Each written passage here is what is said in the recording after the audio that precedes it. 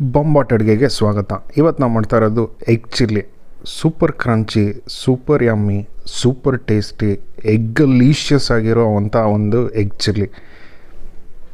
ಈ ಮೊಟ್ಟೆ, ಈ ಕ್ಯಾಪ್ಸಿಕಮ್ಮು, ಈ ಆನಿಯನ್ನು ಅಂತ ಎಲ್ಲ ಒಂದೇ ಬೈಟಲ್ಲಿ ಎತ್ತಕ್ಕೆ ಮಾತ್ರ ಕಷ್ಟ, ಬಟ್ ಡಿಶ್ ಮಾಡೋಕ್ಕೆ ಅಷ್ಟೇ ಸುಲಭವಾಗಿರೋ ಅಂಥ ಎಗ್ ಚಿಲ್ಲಿ ಇದು.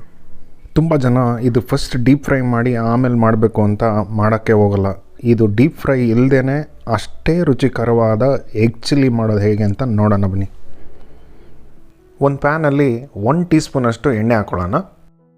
1 ಚಿಟಿಕೆಯಷ್ಟು ಉಪ್ಪು, ಅರ್ಧ ಟೀ ಸ್ಪೂನಷ್ಟು ಕೆಂಪು ಮೆಣಸಿನ ಪುಡಿ, 1 ಚಿಟಿಕೆ ಅರಿಶಿಣದ ಪುಡಿ,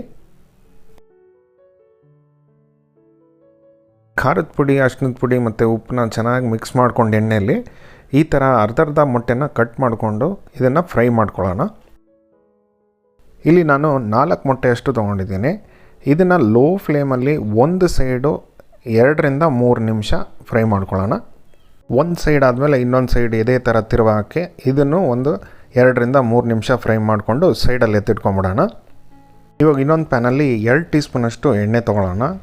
ಎಣ್ಣೆ ಕಾದ್ಮೇಲೆ ಇದಕ್ಕೆ 1 ಇಂಚಷ್ಟು ಶುಂಠಿ ಸಣ್ಣದಾಗಿ ಹೆಚ್ಚಿಟ್ಕೊಂಡಿದ್ದೆ, ಅದನ್ನು ಹಾಕ್ಕೊಳ್ಳೋಣ. ಹಂಗೆ ಒಂದು ಚಿಕ್ಕ ಸೈಜ್ ಬೆಳ್ಳುಳ್ಳಿ ಸಿಪ್ಪೆ ಸುಲ್ಕೊಂಡು ಸಣ್ಣದಾಗಿ ಹೆಚ್ಚಿಟ್ಕೊಂಡಿದ್ದೆ, ಅದನ್ನು ಹಾಕ್ಕೊತಾ ಇದ್ದೀನಿ. 3ರಿಂದ 4 ಖಾರಕ್ಕೆ ಅನುಕೂಲವಾಗಿ ಹಸಿಮೆಣಸಿನ್ಕಾಯಿ ಹಾಕ್ಕೊಳ್ಳೋಣ. ಇದು ಸ್ವಲ್ಪ ಖಾರ ಇರೋ ಮೆಣಸಿನ್ಕಾಯಿ, ಅದಕ್ಕೆ 3 ಹಾಕ್ಕೊಂಡಿದ್ದೀನಿ. ಇವಾಗ 3ರಿಂದ 4 ನಿಮಿಷ ಚೆನ್ನಾಗಿ ಇದನ್ನು ಎಣ್ಣೆಲ್ಲೇ ಫ್ರೈ ಮಾಡ್ಕೊಳ್ಳೋಣ. 1 ಹಸಿ ವಾಸನೆ ಹೋಗಬೇಕು, 2 ಈ ಫ್ಲೇವರ್ಸ್ ಎಲ್ಲ ಎಣ್ಣೆಯಲ್ಲಿ ಚೆನ್ನಾಗಿ ಇನ್ಫ್ಯೂಸ್ ಆಗಬೇಕು. ಇಲ್ಲಿ 1 ಆನಿಯನ್ನ 4 ಭಾಗದಲ್ಲಿ ಕಟ್ ಮಾಡಿಬಿಟ್ಟು ಈ ಥರ ಸುಲಿದಿಟ್ಕೊಂಡಿದ್ದೀನಿ, ಅದನ್ನು ಹಾಕ್ಕೊಳ್ಳೋಣ. 1 ದೊಡ್ಡ ಕ್ಯಾಪ್ಸಿಕಮ್ಲಿ ಅರ್ಧ ಭಾಗ ಅದನ್ನು ಅಷ್ಟೇ ದೊಡ್ಡದಾಗಿ ಕಟ್ ಮಾಡಿ ಇಟ್ಕೊಂಡಿದ್ದೀನಿ, ಅದನ್ನು ಹಾಕ್ಕೊಳ್ಳೋಣ. ಇವಾಗ ಇದನ್ನು ಕರೆಕ್ಟಾಗಿ 1 ನಿಮಿಷ ಚೆನ್ನಾಗಿ ಫ್ರೈ ಮಾಡ್ಕೊಳ್ಳೋಣ ಇದೇ ಥರ. ಇದಕ್ಕೆ ಇವಾಗ ಸ್ವಲ್ಪ 1 ಚಿಟಿಕೆ ಉಪ್ಪು ಹಾಕ್ಕೊಳ್ಳೋಣ. ಈರುಳ್ಳಿಗೆ ಕ್ಯಾಪ್ಸಿಕಮ್ಗೆ ಎಷ್ಟು ಬೇಕೋ ಅಷ್ಟೇ ಹಾಕ್ಕೊಳ್ಳೋಣ. ಇದನ್ನು 1 ನಿಮಿಷ ಚೆನ್ನಾಗಿ ಫ್ರೈ ಮಾಡಿಕೊಂಡು ಅದಾದಮೇಲೆ ಎಲ್ಲ ಸಾಸಸ್ ಹಾಕ್ಕೊಳ್ಳೋಣ. 1.5 ಟೀ ಸ್ಪೂನಷ್ಟು ಟೊಮೆಟೊ ಕೆಚಪ್ ಹಾಕ್ಕೊಳ್ಳೋಣ. 2 ಟೀ ಸ್ಪೂನಷ್ಟು ಸೆಜ್ವಾನ್ ಸಾಸ್ ಹಾಕ್ಕೊಳ್ಳೋಣ. 1 ಟೀ ಸ್ಪೂನ್ ಚಿಲ್ಲಿ ಸಾಸು.